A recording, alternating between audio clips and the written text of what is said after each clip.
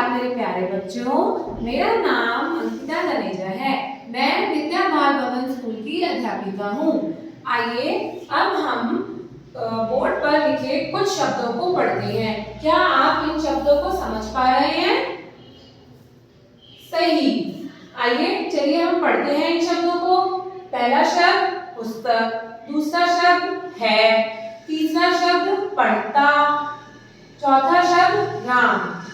अब हम इन शब्दों को एक साथ पढ़ते हैं। पुस्तक, है, पढ़ता, राम। क्या आप इन शब्दों को जोड़कर कोई वाक्य बना पा रहे हैं? क्या यह जो शब्द लिखे गए हैं इन शब्दों से कोई वाक्य आपको यह दिख रहा है? क्या यह कोई वाक्य है? नहीं, क्योंकि यह शब्द क्रमानुसार लिखे ही नहीं गए हैं।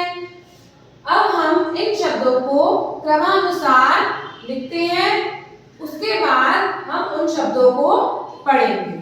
आइए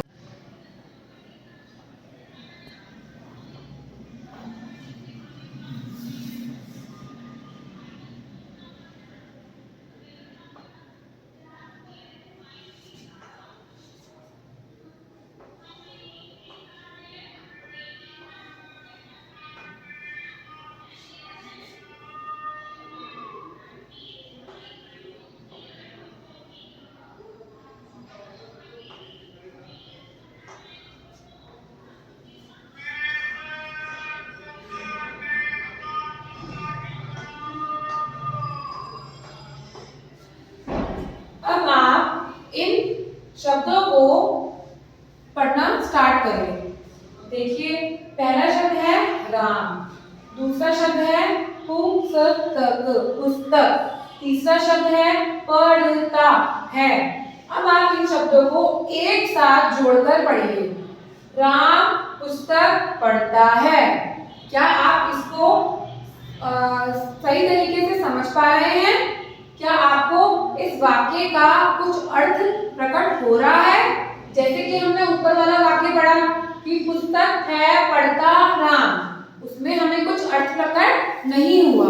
उसमें हमें सिर्फ शब्द ही दिखे हैं, पुस्तक है, पढ़ता, राम, बट लेकिन हमें इसमें कोई अर्थ प्रकट नहीं हुआ।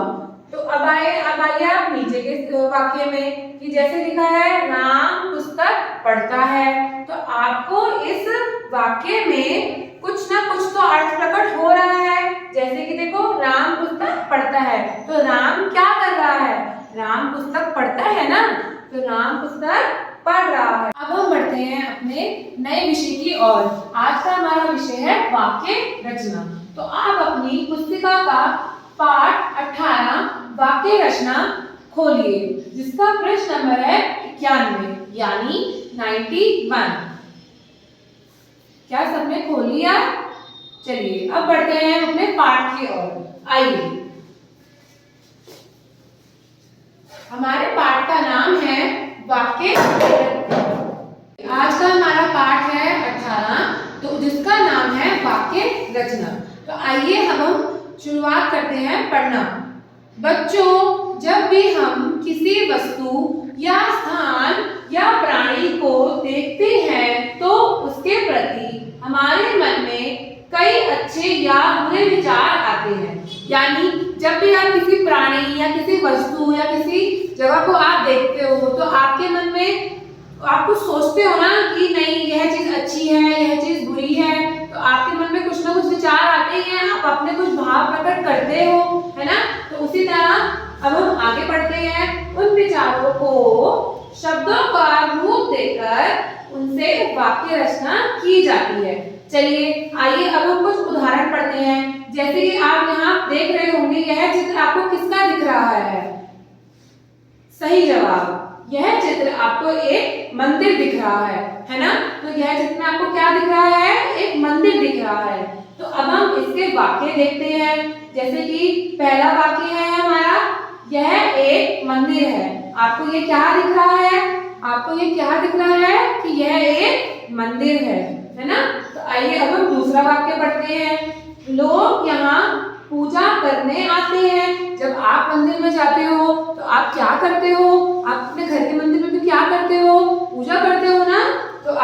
अगर आप बाहर मंदिर में जाओगे तो आप क्या करोगे कि लोग यहाँ पूजा करने आते हैं। आइए अब हम देखते हैं दूसरी चित्र। अब हम दूसरे चित्र की ओर बढ़ते हैं। आपको यह चित्र कौन सा दिख रहा है? आपको इस चित्र में क्या दिख रहा है? सही जवाब। इस चित्र को आप ध्यान से देखिए। मैं आशा करती हूँ कि आप इस चित्र को ध्यान से देख रहे होंगे। सही जवाब। आपने इस चित्र को ध्यान से देखा। मैं आशा करती हूँ कि आप इस चित्र को ध्यान से देख रहे होंगे। आपको इस चित्र में क्या दिख रहा है? देखिए आपको इस चित्र में क्या दिख रहा है? सही जवाब। आपको इस चित्र में एक औरत और दो बच्चे दिख रहे हैं। तो अब आप बताइए कि बच्चों की मेज पर क्या रखा है? दो पुस्तक रखी हैं, तो इसका मतलब कि बच्चे पढ़ रहे हैं। तो आप बच्चों को कौन पढ़ाता है? बताइए। अभी आपको कौन पढ़ा रहा है? एक अध्यापिका पढ़ा रही है ना। तो इसी तरह ये इस चित्र में भी यह औरत किसका रोल अदा कर रही है? यह एक अध्यापिका है जो बच्चों को पढ़ा रही है। आइए अब हम पढ़ते हैं अपने वाक्यों की ओर। तो पहला वाक्य हम पढ़ते हैं, ये एक अध्यापिका है। जैसा कि मैंने आपको बताया कि यह क्या है? एक अध्यापिका है। ठीक है। अब हम पढ़ते हैं दूसरे वाक्य की ओर। तो यह बच्चे क्या कर रहे हैं? वह बच्चों को क्या करवा रही हैं? ये बच्चों को पढ़ा रही हैं। यह बच्चों को पढ़ा रही है। कौन पढ़ा रही है? यह अध्यापिका किनको पढ़ा रही है? बच्चों को पढ़ा रही है। उसी प्रकार जैसे हमने अभी ऊपर जाना कि किसी वस्तु या स्थान या प्राणी को देखते हैं तो उसके प्रति हमारे मन में कई अच्छे या बुरे विचार आते हैं।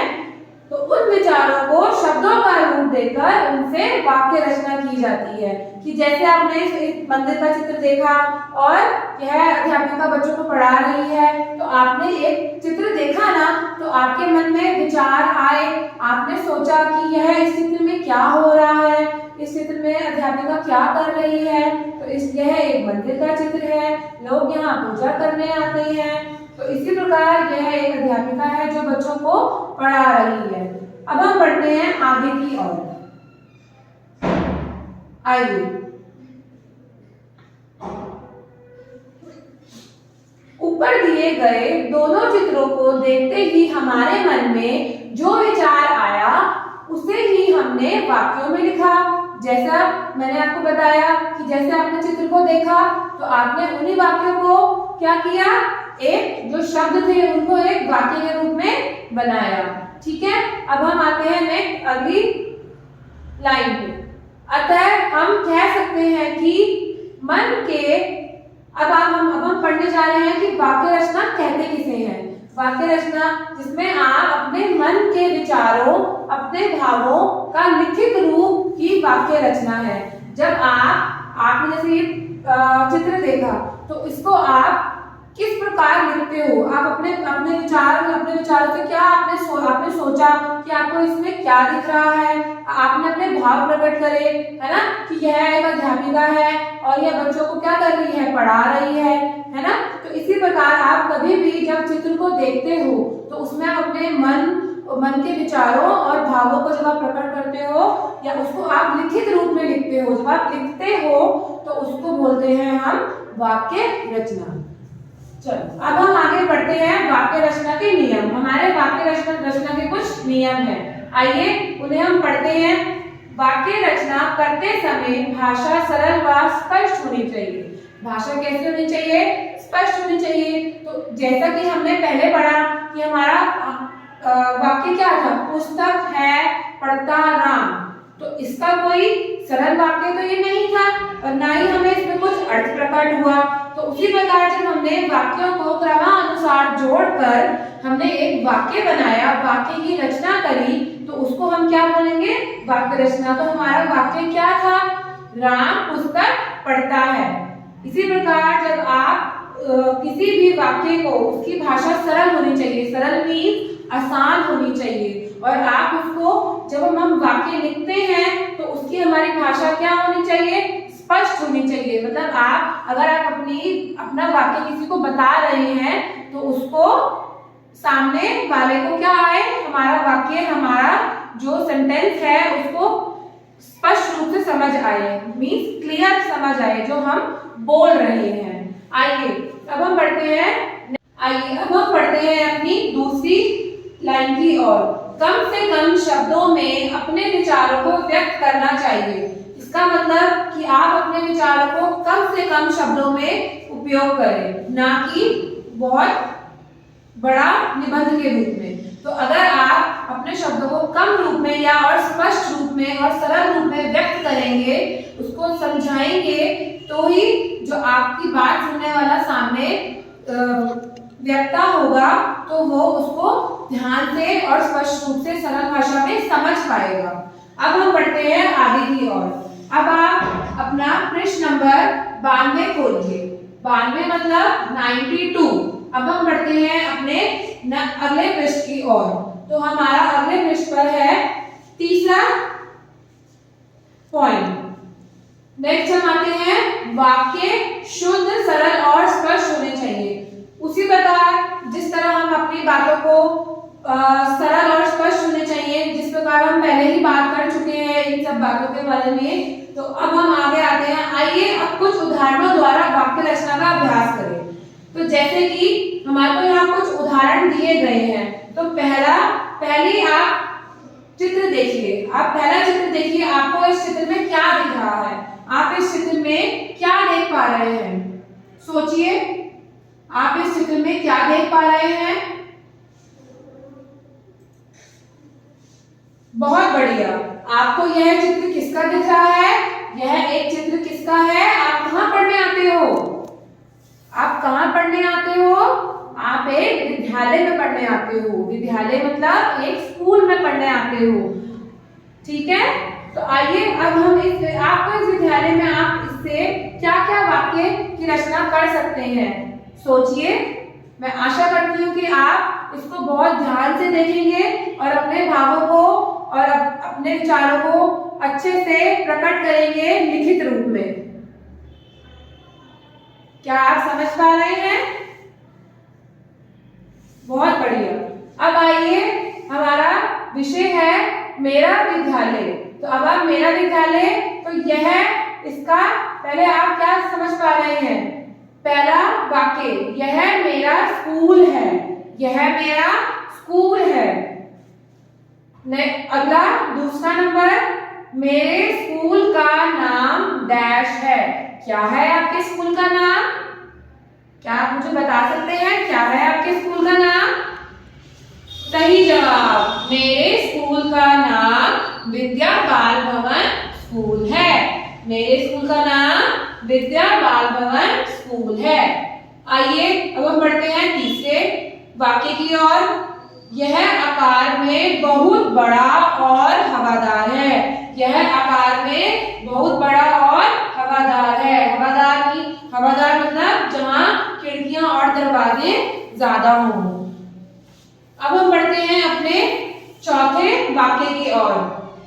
हमारे स्कूल में 300 अध्यापक और अध्यापिकाएं हैं। हमारे स्कूल में कितनी अध्यापिकाएं हैं? 300 अध्यापक और अध्यापिकाएं हैं।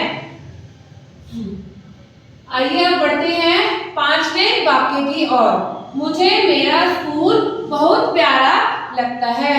मुझे मेरा स्कूल बहुत प्यारा लगता है। आप सबको भी अपना स्कूल बहुत प्यारा लगता है ना?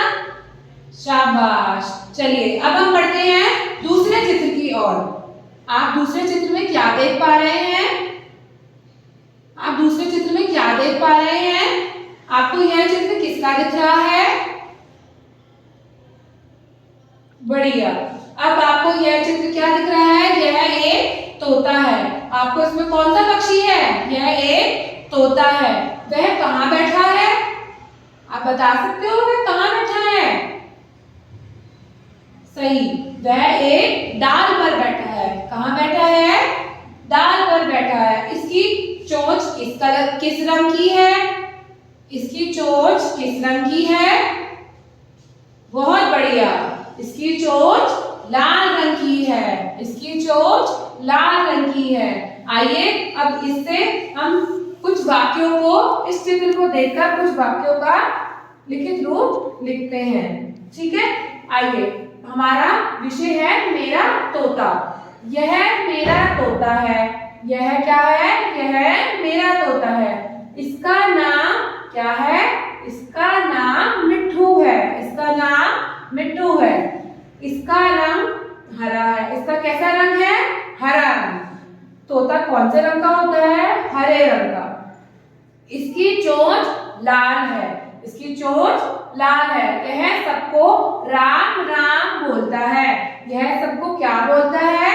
राम राम बोलता है। मैं रोज इसके साथ खेलता हूँ। मुझे मेरा तोता बहुत प्यारा लगता है। आइए अब हम आते हैं, आइए अब हम पढ़ते हैं अपने तीसरे चित्र की ओर। तो आपको इस चित्र में क्या दिख रहा है? आपको इस चित्र में और एक औरत दिख रही है। जो हमारा आज का क्या है इसका विषय? मेरी माँ। तो आइए अब हम इस चित्र से क्या समझे? कुछ वाक्यों को पढ़ते हैं। तो आइए, ये मेरी माँ है। यह कौन है? यह मेरी माँ है। इनका नाम डैश है। तो आपकी मम्मी का नाम क्या है? आपकी माँ का नाम क्या है? तो आप इसमें बोलोगे इनका नाम क्या है? सुनीता है, राधा है ना? आप इनको अपनी माँ का नाम इसमें लिखकर उनको बोलोगे इनका नाम डैश है, या इनका नाम सुनीता है या राधा है। ये 30 वर्ष की हैं। इनकी उम्र क्या है? ये 30 वर्ष की हैं। ये मीठा बोलती हैं। ये कैसे बोलती हैं? मीठा बोलती हैं। माँ पढ़ाई में भी मेरी मदद करती हैं। जब आप पढ़ते हो तो आपकी माँ जो है वो आपकी पढ़ाई में क्या करती है? मदद करती है ना? तो इसी प्रकार अगला वाक्य है हमारा, ये मेरे लिए खाना बनाती है। आपकी मम्मी या आपकी जो माँ है वो आपके लिए क्या बनाती है? खाना बनाती है ना? बहुत अच्छी बात। नेक्स्ट, मेरी माँ सबसे अच्छी माँ है। आपकी मम्मी क्या है? आपकी माँ कैसी है? बहुत ही अच्छी माँ है। तो इसी प्रकार जैसा कि हमने चित्रों की सहायता से वाक्यों की रचना करी, तो आपका भी यह गृह कार्य है कि आपको अपने घर पर इनका पठन करना है, पृष्ठ नंबर 91 और 92 का। इसका मतलब पेज नंबर 91 एंड 92 को आपको घर पर पठन करना है। अब हम मिलते हैं अपनी अगली कक्षा में। धन्यवाद।